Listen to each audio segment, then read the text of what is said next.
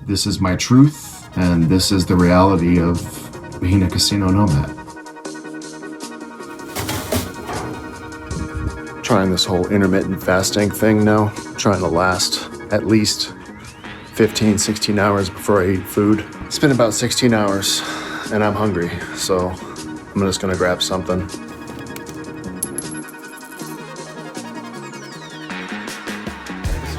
No, it's not the healthiest option. I'm heading all the way over to the Paris side now to get some mayonnaise and mustard. This is a little pro tip for those of you who need condiments for your sandwiches. I'm going to do a Q&A session in this video addressing questions you've been asking about the casino nomadic lifestyle.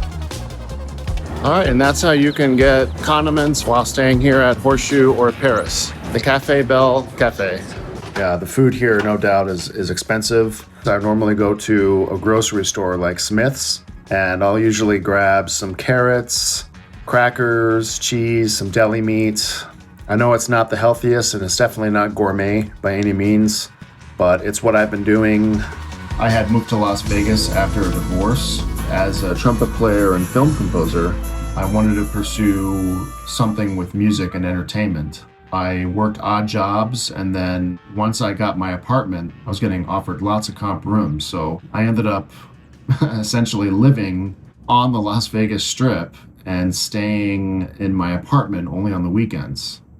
I was offered an amazing opportunity to work in marketing for a global company, and I had to move back for that position. I had an apartment out there, and unfortunately, I was right above a very unhinged, violent neighbor, and the whole experience resulted in my car getting burned down. It was then that I realized I needed a break from traditional apartment living. I needed a break from people, and thankfully, my company allowed me to work remotely. So I came back to Vegas. I didn't want to jump back into an apartment right away, so I decided to see if I can make this casino living thing my jam. And here we are now, just starting, in the 19th month of doing this, and only just really beginning to document it on YouTube the past few months. As far as calculations go in reference to the question, I just played a lot. And to be clear, I don't get comps 100% of the time. Most of what I receive as perks comes in the form of promo hotel rates. Just booked an impromptu date night with the financial advisor later this evening, so I'm gonna head over to Harrah's, to the Walgreens nearby there, and pick up some snacks. But let's go ahead and cover another question. To be honest, doesn't seem bad at all for anyone in the right mindset. I think they're referring to casino living. The problem is resisting the temptation and the discipline, which is exactly what a casino's business model is. Absolutely. They expect that you will get hooked and never leave. I battle this temptation daily. I totally agree with you. I hope in a future video you can talk about how you deal or avoid tipping for everything, which I know in hospitality cities can be a budget killer. That's a great question. Tipping is definitely expected in a city like Las Vegas. When it comes to tipping, I think it's very important to tip your dealers at the craps table, blackjack table, poker dealers, any sort of gaming where dealers are at. I think it goes a long way in maintaining a relationship with the crew that you see on a regular basis. And in my experience, my perks and hotel comps seem to have remained consistent. My rating from the pit boss in particular, because they see that I have a good relationship with the staff and the table crew. Regarding hotel staff, I'm definitely a big proponent of tipping. I normally tip a few bucks for the front desk agents when I come. They obviously know my face, considering I've been doing this for 19 months. So I always take care of the front desk agents, housekeepers, a couple bucks each day for them. And yeah, just in general, I think there's nothing wrong with it. I think if anything, it helps me. I get better room preferences. If something's wrong, they take care of me. And yeah, I think it's a wonderful thing. Okay, I'm all freshened up for the date. Let's go over another question. As far as the end game goes, honestly, I cannot predict the future. I don't know what's going to happen. In reality, I can see myself perhaps getting an apartment and continuing the channel part-time, maybe in 1 or 2 years. I'm not sure. I'm starting to feel the health effects of this lifestyle. So I'm very much aware that doing this full-time is going to be finite. As far as the vibe that this particular person may be picking up from my voice, this is the way I talk. And if it comes off as unjoyful, just know that I'm not unhappy. Again, I do not condone this lifestyle. I am not trying to influence this lifestyle upon anybody. This is something that I have chosen.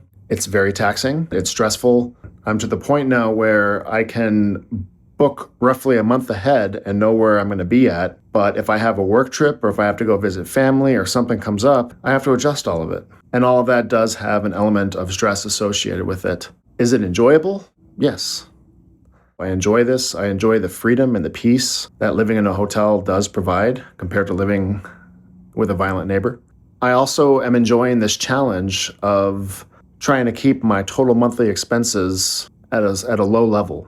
See how low I can go. How long can I go? I enjoy the challenge aspect of it.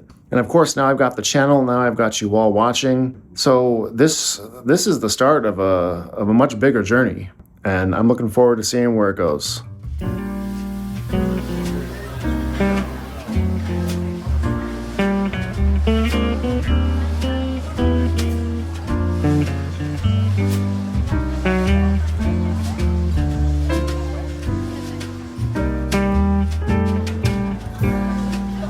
The next question I received is a question about how much one has to spend to trigger comps.